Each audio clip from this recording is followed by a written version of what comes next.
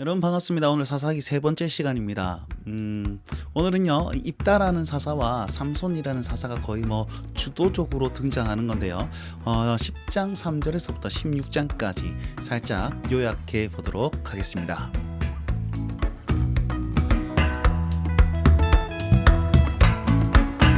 사사기 10장 3절에서 16절 말씀, 16장까지 말씀 함께 볼 텐데요. 자, 지금까지 보았던 사사들 한번 살펴보도록 하겠습니다. 보시면 첫 번째 사사가 온니엘, 두 번째 사사가 에훗, 세 번째가 삼갈, 네 번째가 드보라, 그리고 기드온 돌라 순으로 우리가 쭉 보았습니다. 10장 1절에서 2절까지 돌라를 얘기를 하면서 이제 기드온의 그 계보를 잇는 그런 타락한 이스라엘 상을 끊어버리고 새롭게 하나님께서 역사하신다는 사실의 의미로 돌라부터 시작합니다. 그 다음에 10장 3절에서부터는 누가 등장하냐면 야일이라는 그런 소사사가 한 명 더 등장합니다. 자, 야일은요 이 가몬 땅에서 활동했던 그런 사사였는데 길르앗 사람이었고요. 그에 대해서는 또 소사사기 때문에 그렇게 기록하지는 않습니다. 장황하게. 다만 이렇게 나타내 보이겠습니다. 아들이 30명 있었고 어린 낙이 30을 탔었고 그 다음에 성읍을 30개를 가졌다. 그리고 22년간 사사로 지내다가 죽었다. 이렇게 나타내 보이고 있는데요. 자, 보십시오. 이게 무슨 뜻일까요? 30이라는 숫자에 의미가 있을까? 여러 가지 생각들도 있지만 이렇게 해석할 수 있습니다. 아들이 30 있었다는 사실은 굉장히 부유하였다는 것이고, 어린 낙이 30 있었다, 차가 30대 있었다, 외제차가 30대가 있었다, 굉장히 부강하죠. 성읍이 30개를 가졌다요. 이렇게 빌딩 30채를 가지고 있었다. 여러분, 굉장한 부유한 사람이지 않겠습니까? 다른 말로 하면 사사였음에도 불구하고 이렇게 재물에 욕심이 많았던 사람으로 추측할 수 있고, 또 재물을 많이 모았던 어떤 사사로 추측할 수 있다라고 생각해 볼 수 있습니다. 결국 갈수록 타락해가는 모습들이 나타나는데, 이 야일 다음에 길르앗 땅에서 나타난 사사가 있는데 그가 누구냐면 바로 입다라는 사사입니다. 이 입다도 굉장히 하나님께 쓰임 받았던 사람이지만 결국은 자기 마음대로 자기 이익대로 행동했던 사사가 바로 입다입니다. 한번 살펴볼까요? 자, 이스라엘 백성이 또 타락하기 시작합니다. 바알과 아스타롯, 아람, 시돈, 모압, 암몬, 블레셋 신들을 섬기고 여호와를 버리고 섬기지 않았다라고 얘기를 하고 있습니다.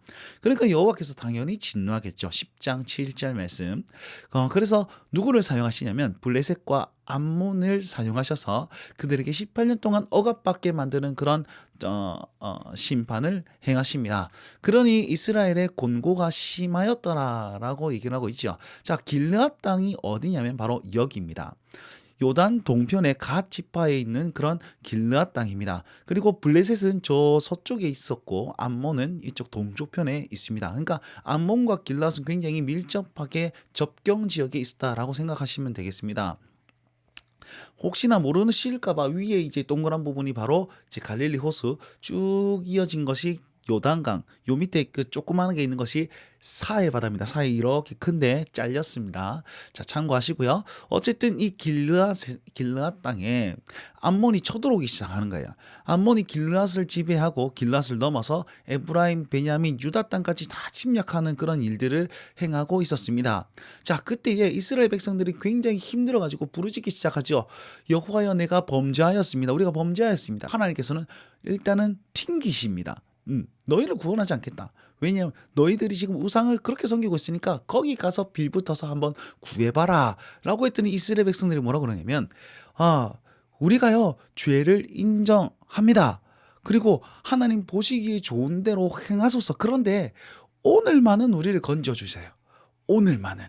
이렇게 얘기를 하죠. 내일은 모르겠고 내일 심판하시든지 마시든지 근데 오늘만은 구원해 주십시오. 이렇게 간구합니다. 애절한 간구이지만은 자기만 생각하는 어떤 부분들도 포함되어 있겠죠. 네, 그랬더니 여호와께서 이스라엘의 공고로 말미암아서 마음에 근심하기 시작합니다. 우리 하나님은 긍휼의 하나님이시기 때문에 마음이 안타까워하는 그런 일들을 마음을 가지고 계시는 거죠. 자, 이 이스라엘 백성들이 이제 길르앗 사람들이 미스바에 진을 칩니다. 미스바가 여기입니다. 진을 쳐가지고 암몬 자손에게 맞서려고 사람들을 막 모으기 시작합니다. 그런데 지휘관이 없는 거예요. 장군이 없던 거예요. 길르앗의 장로들이 누구를 생각하냐면 입다라는 사람을 갑자기 생각하기 시작합니다. 입다가 누구냐? 입다는요, 길르앗의 기생이 낳은 아들입니다. 자, 천출이죠. 그러니까 흙수저 중에 아주 그냥 뭐 이렇게 보잘것없는 흙수저입니다. 근데 그가 큰 용사였다라고 성경은 기록하고 있어요. 그러니까 이 입다의 부모가 아들이 있기 때문에 너는 우리 민족 아니야. 그래서 쫓아보냅니다. 어디로 가냐면 저기 돕 땅으로 가가지고 쫓겨나는 사람이 누구냐면 입다입니다. 근데 거기에서도 돕 땅에 가서 잡류들을 다 모아가지고 거기에서 자기가 대장이 된 거죠. 여러분 영화 보시면요, 굉장히 천출 어떻게 좀 불의한 어떤 태생적인 사람이 갑자기 쫓겨나가가지고 어디 뒷골목에서 보스가 되어가지고 나중에 칵 등장해가지고 막 영웅적인 행세를 하고 뭐 그런 거 보셨죠? 네, 그 영화의 주인공과 같은 사람이 누구냐면 바로 입다입니다. 가가지고 깡패들을 다 모아가지고 뒷골목의 조직의 그 보스가 된 거죠. 아무튼 그렇습니다. 그랬더니 길르앗 장로들이 네가 좀 큰 용사고 굉장히 리더십이 있기 때문에 우리를 좀 이끌어 주십시오. 그러면 당신이 우리 길르앗 땅에 머리로 삼겠습니다. 이렇게 권유를 합니다. 그랬더니 진짜입니까? 진짜 확실합니까? 라고 되차 물어요. 그리고 나서 어떻게 하냐면 길르앗 땅에 와가지고 미스바에 와가지고 이제 자기가 이제 지휘관이 되고자 옵니다. 그 와가지고도 다시 한번 확인하는 거예요. 재차 확인하는데 여호와는 우리 사이의 증인이 되시니 미스바에서 자기 말을 다 여호와 앞에 아뢰입니다. 하나님 앞에서 너희가 결단할 수 있느냐? 내가 이거 지휘해서 이거 만약에 전쟁 승리하면 나를 너희의 머리로 삼겠다 했던 그 말씀을 하나님 앞에 지킬 수 있겠느냐라고 하나님의 이름을 빌어서 확인합니다. 그래서 이제는 암몬 자손 왕에게 전쟁을 하러 딱 가는데 여러분 먼저 있잖아요. 전쟁하기 전에 뭐 합니까? 말싸움을 먼저 합니다. 야 임마 자식들아 이 자식아 너가 뭐 이렇게 막 말싸움하다가 나중에 우격담이 되는 거 아닙니까?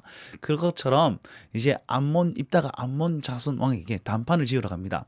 나와 무슨 상관이 있길래 내 땅에 치러 왔습니까? 그랬더니 너희가 애굽에 올라갈 때에 아르논과 야복과 요단까지 내 땅이었는데 너희가 점령했잖아. 뺏어갔잖아. 그러니까 이제 내가 찾으러 왔다. 이렇게 얘기하는 거예요. 그러니까 입다가 무슨 말을 그렇게 하냐. 모세 시대에 에돔과 모압 왕이 우리가 출애굽해가지고 가나안 땅에 들어갈 때 우리가 아무것도 손대지 않겠다. 물도 사 먹겠다. 그냥 길만 터줘라 라고 얘기했는데 너희가 부인했잖아. 그렇게 거부했잖아. 그래서 우리가 광야를 왔다는 사실 너희 모르냐? 자, 그 상황에서 시온은 어떻게 했냐? 이스라엘을 믿지 않고 공격해 왔잖아. 그러니까 우리가 맞고만 있기 좀 그렇지 않냐? 그러니까 우리가 공격을 했더니 우리도 같이 맞서 싸웠더니 하나님께서 그들을 대패시키고 이 땅을 우리에게 준 것 아니냐? 그리고 그때가 언제냐? 300년 전인데 이제 와가지고 300년 후에 아무것도 안 하다가 와가지고 자기 땅 내놔라. 이게 말이 되느냐? 라고 얘기를 한 거죠. 역사적 사실을요 굉장히 설득력 있게 얘기하면서 바로 갈궈버린 겁니다. 일단은 아마도 언변이 뛰어났던 그런 사람이었던 것 같습니다. 자, 그러면서 이제 전쟁을 준비하는 거죠. 말싸움 끝났으니까 이제 진짜로 이렇게 붙어봐야 안 되겠습니까? 자, 여기 길앗 땅의 모든 사람들을 다 모읍니다. 군사들을 모아가지고 나와 함께 가자. 내가 너희 앞장서겠다. 라고 하면서 이 사람들을 모아서 이제 파이팅 있게 나가고자 하는데 입다가 말을 잘했다 그랬잖아요. 괜히 하지 말아야 될 소원을 하기 시작합니다. 하나님께서 암몬 자손을 넘겨주시고 내가 평안히 올 때에 내가 나를 제일 먼저 영접하는 그 사람을 번제물로 드리겠습니다. 번제물은 그냥 아주 그냥 산자를 죽여가지고 산짐승을 죽여가지고 전부 다 태우는 그런 제사가 번제입니다. 그러니까 이 입다가 무슨 말을 하는 겁니까? 사람 하나가 나를 맞으러 오면 그 사람을 잡아서 하나님께 드려버리겠습니다. 인신제사를 드리고자 소원하는 거예요. 자, 이게 하나님께서 기뻐하실까요? 아니란 말이에요. 그런데 굳이 하지 말아야 될 그런 소원까지 해가면서 전쟁에 나아갔습니다. 암몬 자손을 치러 갔습니다. 그랬더니 매우 크게 무찌르니 이에 암몬 자손이 이스라엘의 자손에 항복하였더라라고 하면서 전쟁에 승리합니다. 이제 남은 게 뭡니까? 지가 소원했던 거 지켜야 되지 않겠습니까? 돌아왔는데 누가 맞이하냐면 외동 딸이 와가지고 자기를 맞이하는 거예요. 그러니까 입다가 와 오는데 딸내미가 오는데 얼마나 마음이 찢어졌겠습니까? 딸아 너는 나를 힘겹게 하는 자로다 그러면서 눈물을 펑펑 흘리면서 어떻게 분노하면서 그랬단 말이에요. 그러니까 이 딸이 자기가 하나님 앞에 소원했던 것을 다 듣고 나니까 알겠습니다. 제가 번제물이 되겠습니다. 죽겠습니다라는 뜻 아니겠습니까? 근데 2달 만에 애곡하는 기간을 주십시오.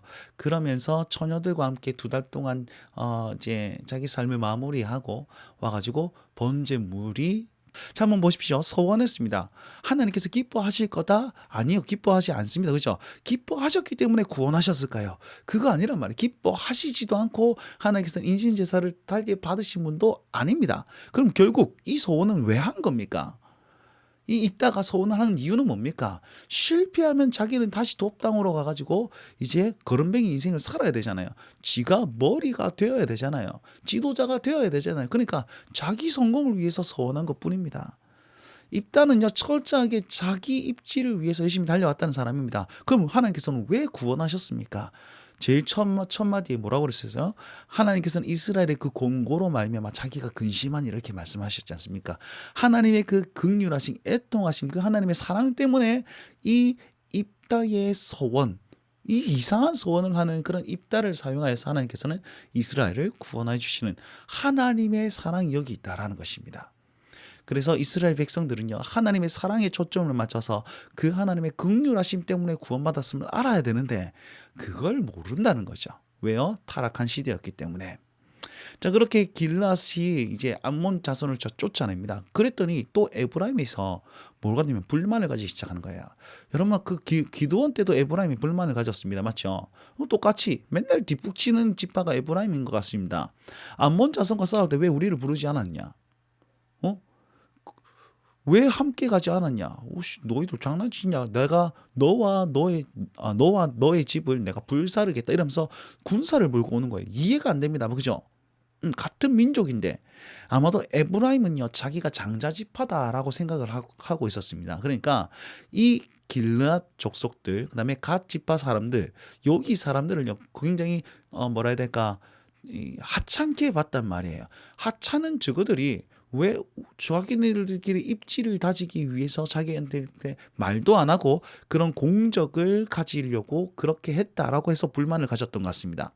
자 그런데 이 입다가 뭐라 그러냐면 아니 우리가 안 불렀습니까? 여러분들께 불렀는데도 도와주지 않았잖아. 그래가지고 안 도와줄 것이기 때문에 우리가 나아갔고 여호와께서 내 손에 암몬 자손을 넘겨주었을 뿐인데 왜 너희들이 그러느냐라고 반문합니다. 그럼에도 불구하고 이 에브라임 사람들이요 길앗 땅에 쳐들어갑니다.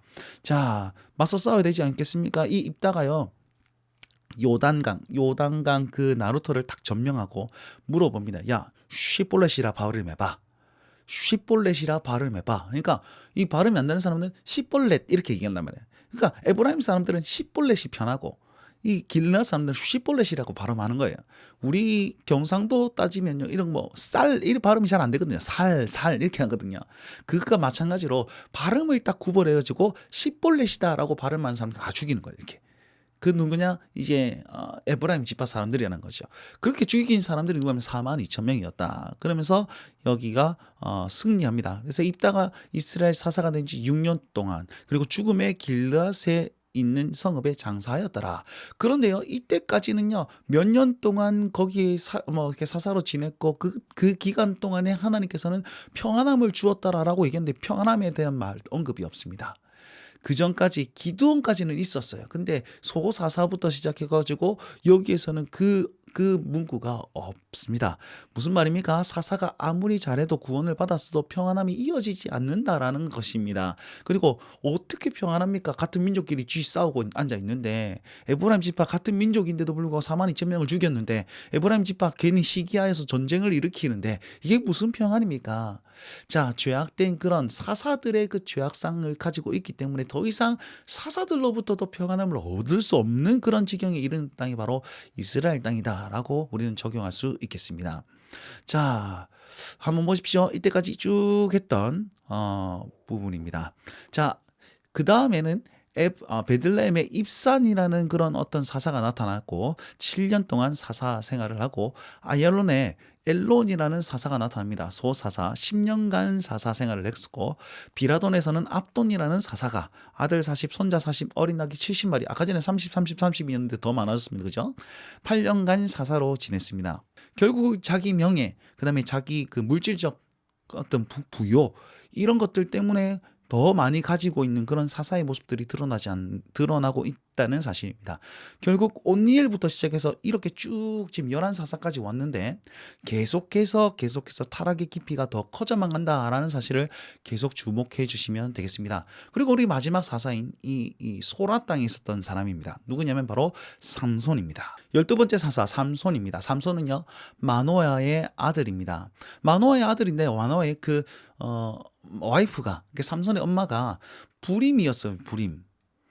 아들을 낳지 못하는 그런 여인이었습니다. 자, 이것을 무슨 상징이냐면 이 시대가 바로 불임의 시대다라는 거예요. 생명을 창조하지 못하는 그런 시대가 바로 이 삼손 시대였다라고 우리는 적용할 수 있습니다. 여호와의 사사가 나타나가지고 마노아의 아내에게 포도주와 독주를 금하지 말고 부정한 것을 먹지 말고 머리에 삭도를 대지 말아라. 왜요? 너희 아이가 태어날 것인데 그 아이가 태어나면 하나님께 바쳐진 나실인이 될 것이기 때문이다. 이렇게 얘기를 합니다. 다른 말로 하면 블레셋 사람의 손에서 이스라엘을 구원할 구원자가 될 것이다 라고 언급한 거죠. 그러니까 이 믿지도 못할 뿐더러 마노아에게 가가지고 이 얘기를 다 합니다. 근데 마노아도 의심하는 거예요. 그러니까 하나님 앞에 제사를 드리면서 기도를 하는데 주여 하나님의 사람을 다시 한번 오게 하여 주옵소서.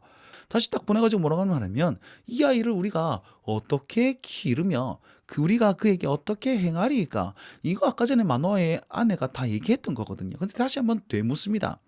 그러니까 이렇게 얘기합니다. 여인에게 말한 것을 넌 다 삼가서. 자, 여인에게 내가 다 말했지 않냐? 다시 한번 언급해 줍니다. 포도주와 독주를 금하고 부정한 것을 먹지 말아라. 그리고 그의 명령을 다 지키라. 하나님의 명령을 다 지키라. 말한 것을 다 지키라. 이렇게 얘기를 하면서 다시 한번 그가 하나님의 사람 될 것을 얘기를 합니다. 자, 그러니까 마노아가 당신을 위하여 염소 새끼 하나를 준비하게 하소서라고 얘기하는 게 번제를 준비하려거든 마땅히 여호와께 드리지 왜 나를 위해서 주느냐 이렇게 얘기를 하는 거죠. 그러니까 마노아가 당신의 이름이 무엇입니까? 말씀이 이루어질 때 당신을 존귀하게 여길 겁니다. 계속 여호와의 사자를 얘기하는 거죠. 그러니까 어찌하여 내 이름을 묻느냐? 내 이름은 기묘자라. 기묘자라는 뜻은 예상하지 못한 그런 어떤 일을 행할 자, 능치 못한 심이 없는 자, 뭐 이런 뜻입니다. 그러니까 하나님의 이름을 높이고 하나님 그분이 행치 못할 일이 없으신 그 기묘자다라는 사실을 알려주는 겁니다. 자, 그러니까 이 마노아가 그제서야 여호와의 사자인 줄 내가 알았다라고 고백하면서 내가 반드시 죽겠구나. 그 당시 사람들은요 하나님 만나면 다 죽는 걸로 기억했습니다. 자, 결국은 하나님이 누구신지 모른다는 뜻입니다. 그랬더니 마노아의 아내가 와가지고 여보세요. 그 구원의 하나님이지 만약에 그가 우리를 죽이려거든 그냥 쉽게 죽일 수 있었는데 그러지 않았다는 것은 번제와 소제를 받았다는 것은 우리로 말미암아 뭔가 일이 있을 것이다. 라는 사실로 설득합니다.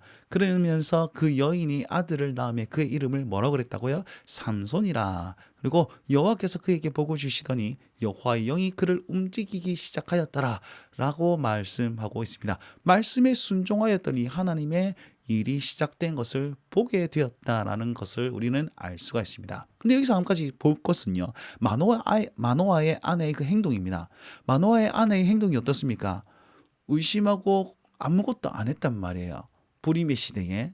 그런데 이 사사기가 끝나고 이제 사무엘상 딱 들어갈 때 1장에 나오는 여인 한 사람이 있습니다. 그 여인이 누굽니까? 바로 한나라는 여인입니다. 한나라는 여인은 어떻게 행동하죠? 자기가 불임이었어요. 그러니까 하나님 앞에 기도하기 시작합니다. 하나님께 매달리기 시작하는 거예요. 자, 여러분 차이를 보십시오. 마노아의 아내는 아무것도 안 했어요. 그리고 의심하기도 하였고 근데 한나는요 더 철저하게 하나님을 붙잡았더니 사무엘이라는 아들로 통해서 새 시대를 열어가게 되는 겁니다.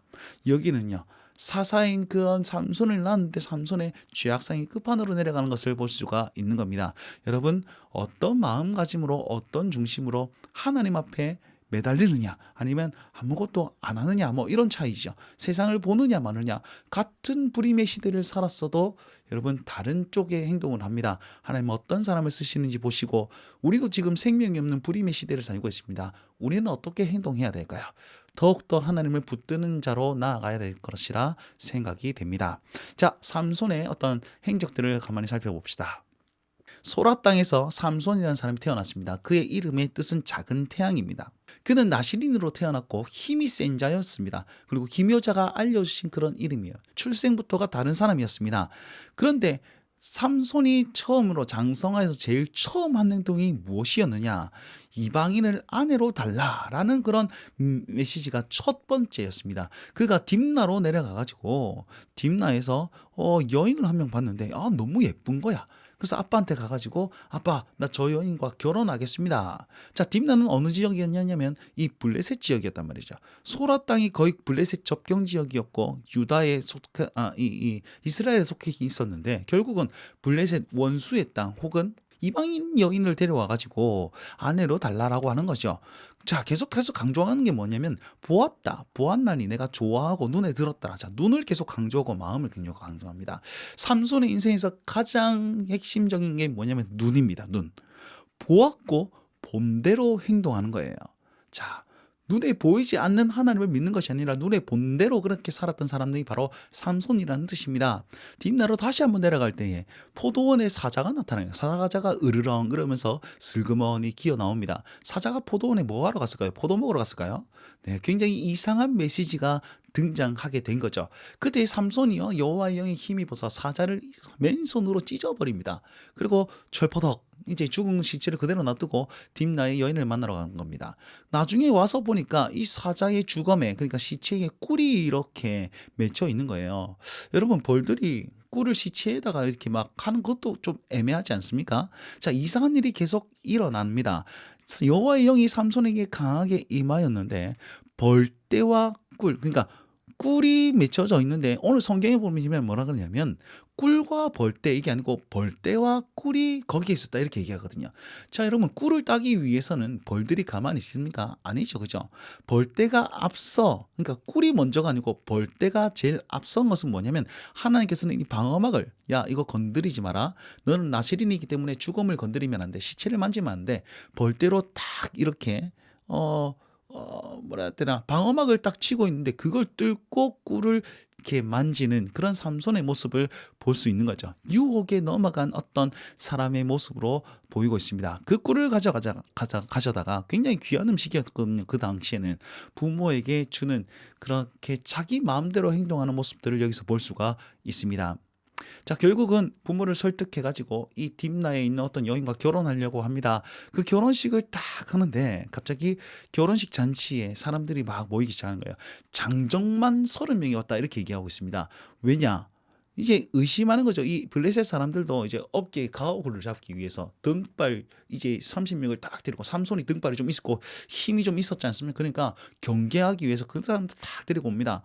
그러니까 결혼식에서 삼손이 수수께끼 하나를 내겠다. 너희가 만약에 이 수수께끼를 맞추면 내가 너희들에게 겉옷 30벌을 쫙 쏘겠다. 이렇게 얘기를 한 거죠. 그러면서 그 수수께끼가 뭐냐? 라는 것은 먹는 자에게서 먹는 것이 나오고 강한 자에서 단 것이 나오는 게 뭐게라고 얘기를 한 겁니다. 그러니까 이 30명이 어떻게 해야 되지? 이게 뭐지? 저게 뭐지? 굉장히 고민해도 답을 알 수가 없어요. 그러니까 이 딥나의 그 삼손의 아내에게 협박하기 시작합니다. 야, 네가 지금 결혼했고 너희 남편이 지금 블레셋 땅에 해코지 하려고 지금 일부러 이러는 것이다. 답을 알아내라 라고 하면서 계속 해코지를 하는 거죠. 괴롭게 하는 거예요. 그러니까 이 아내가 울면서 당신이 나를 사랑한 겁니까? 못 자는 겁니까? 말하면서 그 삼손에게 답을 요구하니까 삼손이 그 답을 얘기해 줍니다. 무엇이 꿀보다 달겠으며 무엇이 사자보다 강하겠느냐, 이렇게 얘기를 한 거죠. 그러니까 이 결혼식이 다 끝날 때쯤 이 30명이 그 대답을 탁 한 겁니다. 그러니까 삼손이 열받는 거예요. 너희들이 지금 내 아내를 구슬려 가지고 여인을 구슬려 가지고 지금 그딴 식으로 만들었지. 그러니까 삼손이 열받아 가지고 어디 가냐면 아스글론이라는 여기 진짜 블레셋의 유명한 도시거든요. 블레셋의 5대 도시 중에 하나입니다. 아스글론이. 거기 가 가지고 아스글론 사람 30명을 쳐 죽이고 그를 노략해서 겉옷을 다 가지고 옵니다. 그리고 가지고 딥나로 다시 와 가지고 30명의 겉옷을 쫙 뿌리는 거죠. 자, 그때에도 뭐라고 그러냐면 여호와의 영이 삼손에게 갑자기 임하시매라고 얘기하면서 여호와의 영이 임하셨을 때 힘이 강해지는 것을 이제 보게 되는 것입니다. 여러분 보시면 계속 여호와의 영이 임하였다라는 것으로 말미암아서 삼손의 행동이 다 의로웠다라고 하는 것으로 해석해서는 안 됩니다. 삼손은 지금 지 마음대로 본능적으로 행동하고 있습니다. 그런데 하나님께서는 그런 삼손을 통해서도 자기 역사를 이루어 나가신다라는 것을 알려주기 위해서 이렇게 얘기를 하는 거예요. 이렇게 나와 있습니다. 그때 블레셋 사람이 이스라엘을 다스린 까닭에 삼손이 틈을 타서 블레셋 사람을 치려 함이라. 이 일이 여호와께로부터 나온 것인 줄 알지 못하노라. 이렇게 돼 있죠. 삼손이 여호와께로부터 나온 것을 알았다? 그렇게 해석하는 것이 아닙니다. 자기 마음대로 행동하지만 하나님은 그 뜻을 이루고 계신다라는 구절이 바로 이 구절이라는 것입니다. 자, 그 사건이 일어난 다음에 이제 삼손이 다시 한번 딥나에 가가지고 똑똑똑 이제 내 아내를 보러 왔습니다. 했더니 장인이 뭐라 그러면 야, 네가 그를 미워하는 줄 알고 다른 사람에게 시집 보냈어. 우와, 삼손이 열받는 거죠. 분노해가지고 이 블레셋 사람들을 치기 시작하는데 어떻게 복수하느냐면 여우 2마리를 꼬리를 묶습니다. 요 300마리를 팍 잡아가지고 꼬리를 딱 묶어가지고 꼬리에 불을 딱 지펴가지고 이제 추수 다 된 그런 논밭에 다 뿌리는 거죠.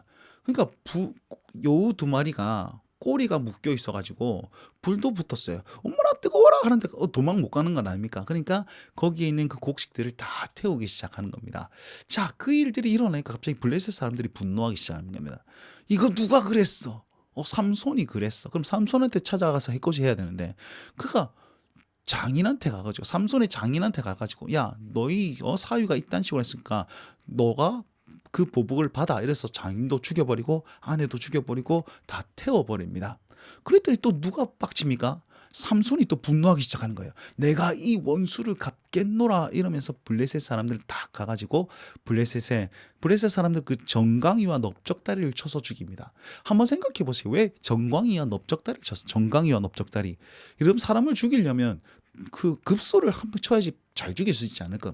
여기 때린다고 사람이 죽습니까? 죽을 때까지 때렸다는 건 아니겠습니까? 그죠? 굉장히 죽이기 어려운 부분들을 그냥 한 방에 죽였다. 삼손의 그 힘이 과시되는 것이고 삼손의 능력이 나타내 보이는 그런 장면이 바로 이런 장면인 것입니다. 그러니까 삼손이 힘이 있어가지고 지 마음대로 살았습니다. 그냥. 자, 이렇게 블레셋 사람들을 쳐 죽이니까 블레셋 사람들이 이제 전체가 삼손을 잡으러 오는 거예요. 소라 땅에 삼손을 잡으러 다 군대를 모아가지고 오는 겁니다. 그래 놓고선 삼손에게 간 게 아니고 레히라는 그 지역에 지도자들에 가가지고 야, 삼손을 내놔라. 네, 그가 행한 대로 우리가 행할 것이다. 그러니까 유다 사람 3,000명이 삼손을 잡으러 갑니다.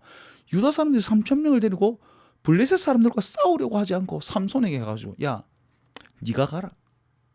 네가 가라. 우리가 다 죽게 생겼으니까 네가 가라. 블레셋 사람이 지금 우리를 다스리는 네가 모르냐? 그러니까 삼손이 알겠다. 내가 가겠다. 그런데 너희는 나에게 손대지 마라.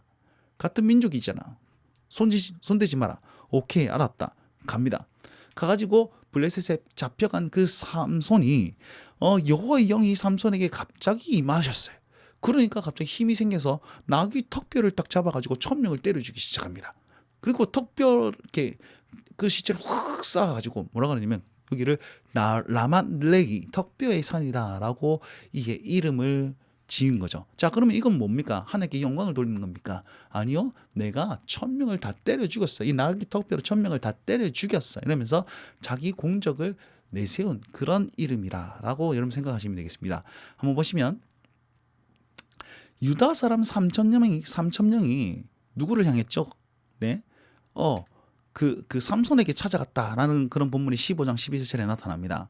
자, 그런데 이 행동이 굉장히 의아합니다. 그죠? 블레셋 사람을 치러 간 게 아니고 삼손을 보호한 게 아니고 사사를 보호한 게 아니고 삼손을 치려고 갔다는 거죠.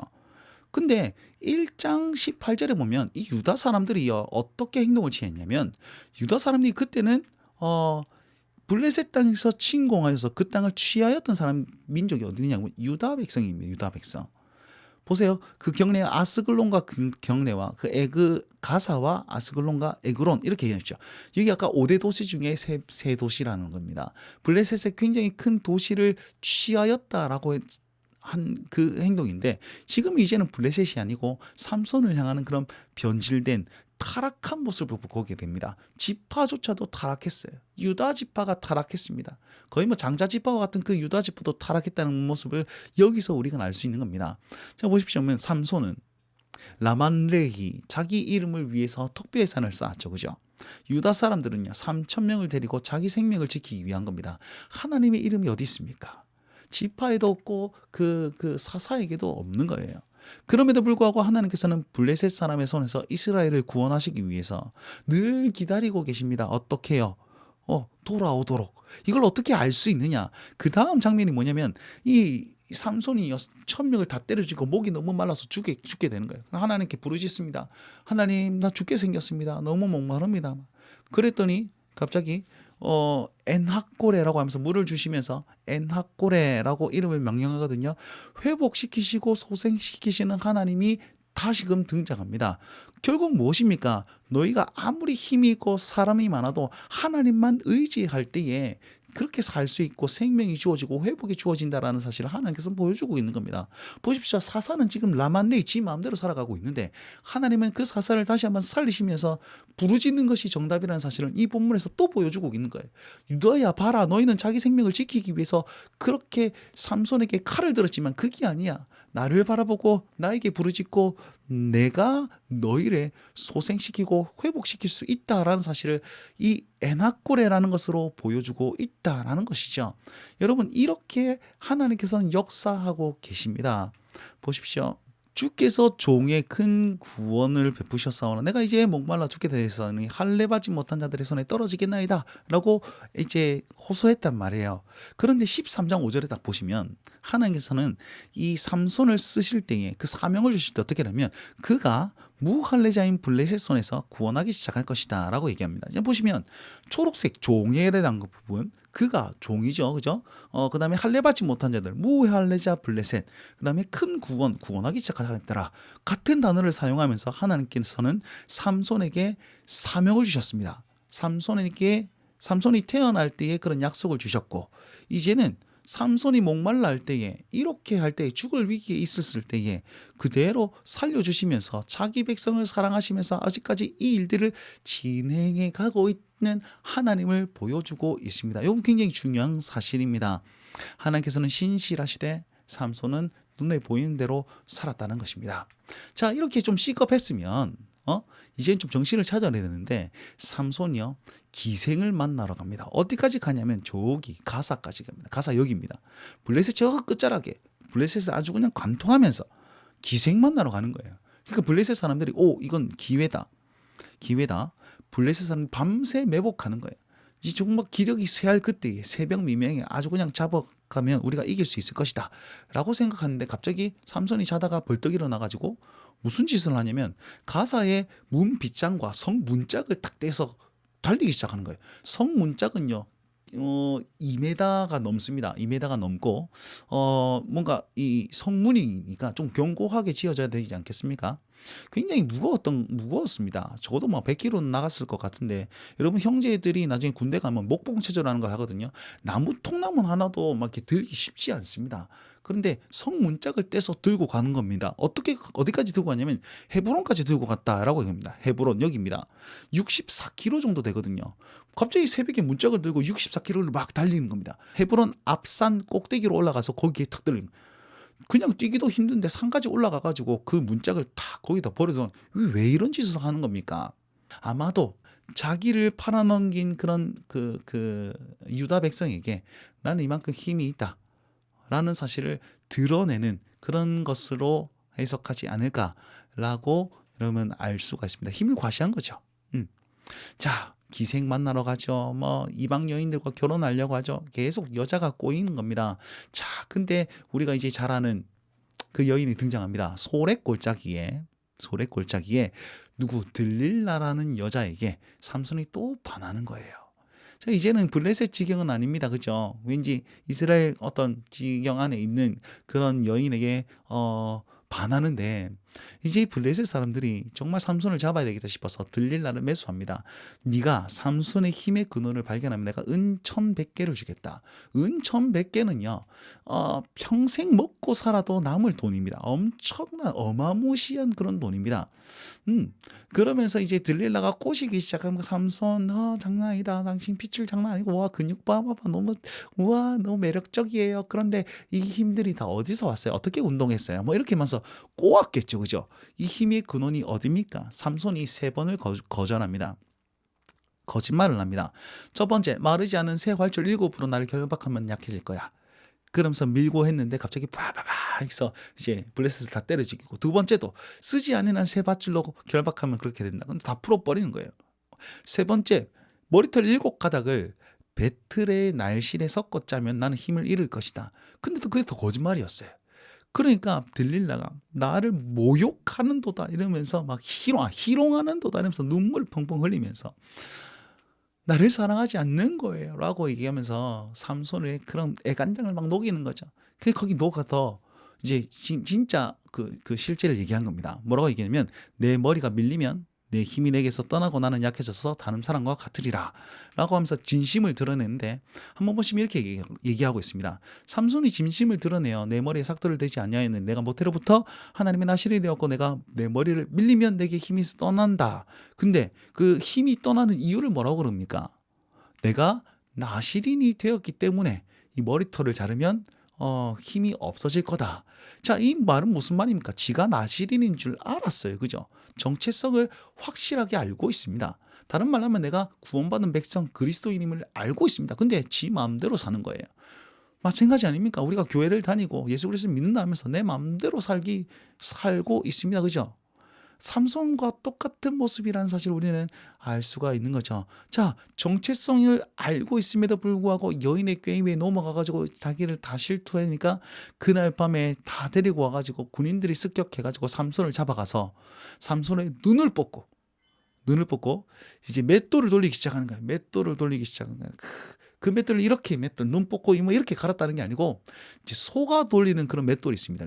그 어마무시한 그거를 이제 삼손의 힘으로 막 돌리기 시작. 힘이 빠진 그 삼손에게 그걸 돌리니까 얼마나 힘들겠습니까? 그런 지경에 이르렀는데 22절 말씀 딱 보니까 뭐라고 하냐면, 삼손의 머리털이 밀린 후에 다시 자라기 시작하니라. 하나님께서는 계속 그와 함께 계시다라는 겁니다. 자, 그렇게 고난을 받고 있는 이제 삼손의 지경입니다. 눈은 뽑혔고 지금 맷돌을 돌리면서 사람들에게 구경거리가 되었어요. 한 3,000명 정도 모여가지고 블레셋 사람들이 자기 신전에 모여가지고 잔치를 베푸는데, 야, 우리 삼손을 데려가지고 재롱 떠는 거 한번 보자. 그러면서 이제 유흥거리로 데리고 온 거죠. 그때 삼손이 이렇게 기도합니다. 여호와께 부르짖어 여호와여 여호와께 구하옵나니 하나님이여 구하옵나니 내가 이번만 나를 강하게 해서 나의 두 눈을 뺀 블레셋 사람들의 원수를 당번에 갖게 하옵소서. 이렇게 되는 거예요. 보세요. 삼손의 힘을 달라고 한 이유가 뭡니까? 이스라엘 백성을 구원하기 위해서, 하나님의 영광을 위해서 아니고 나의 두 눈을 뺀 블레셋 사람에게 원수를 갖게 하기 위해서. 결국은 자기 원수 갖기 위해서 하는 게 아래인 거예요. 보십시오. 삼손이요, 이스라엘 마지막 사사였습니다. 나실인에 구별된 하나님의 사람들이었습니다. 사람이었습니다. 그럼에도 불구하고 그는 자기 욕심대로 살았고 자기 눈에 보이는 대로 살았습니다. 마지막 죽음의 순간에도 하나님 원수 갖게 하옵소서 으악 이렇게 하면서 이 기둥을 밀어가지고 다 무너져가 집이 무너져가지고 그 사람들을 다 죽습니다. 3,000명인가 3,500명이 죽습니다. 결국 보시면 이 나실인임에도 불구하고 이 삼손은요, 딥나에 가가지고 블레셋 여자를 뭐 했다고? 보았다라고 얘기했고, 사자를 딱 뭐 했다고요? 죽음을 본즉 보았어요. 그러니까 거기 꿀이 있었죠. 그리고 파혼당합니다.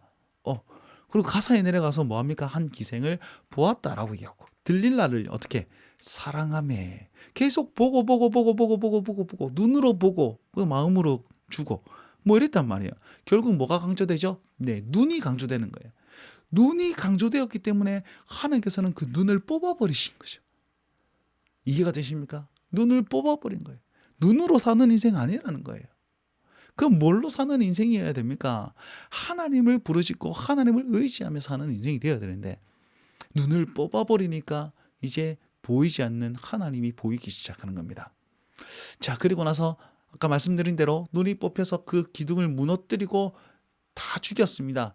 그러면서 평가가 어떻게 되냐면 삼손이 죽을 때에 죽인 자가 살아있을 때에 죽인 자보다 더욱 많았더라 이렇게 돼요. 삼손 잘했다라고 평가하는 게 아닙니다. 이 구절은 삼손에 대한 평가가 죽을 때가 더 나았다.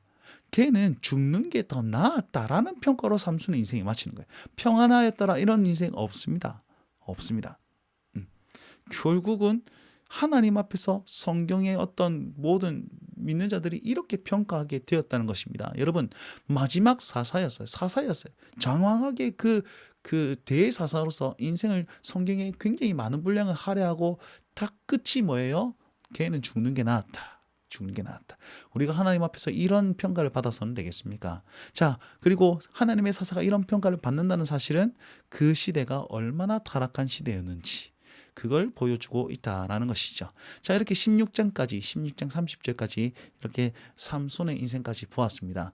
결국 정리하자면 이런 거죠. 입다와 삼손, 타락의 끝장을 달렸던, 그렇게 자기 마음대로 살았고 자기를 위해서 살았던, 눈에 보이는 대로 살았던 이들이었다라는 것입니다. 그래서 눈에 보이는 대로 살았던 이 삼손을 제일 마지막으로 해서 그 다음은 에피소드 2개가 나오는데 전부 다 그 핵심은 뭐냐면 그가 왕이 없으므로 그때에 왕이 없으므로 자기 소견에 옳은 대로 행하였더라. 소견, 볼견자를 써가지고 지가 보는 대로 행하였더라라는 겁니다. 삼손의 이 모습이 이제는 이스라엘 전체의 모습이다라는 사실을 증명해주는 그런 2가지 에피소드로 사사기가 마무리됩니다. 다음 시간에 살펴보도록 하겠습니다. 자, 장시간 들어주셔서 감사하고요. 네, 우리 하나님의 말씀에 더 가까이 나갈 수 있는 모든 운동 되셨으면 좋겠습니다. 안녕.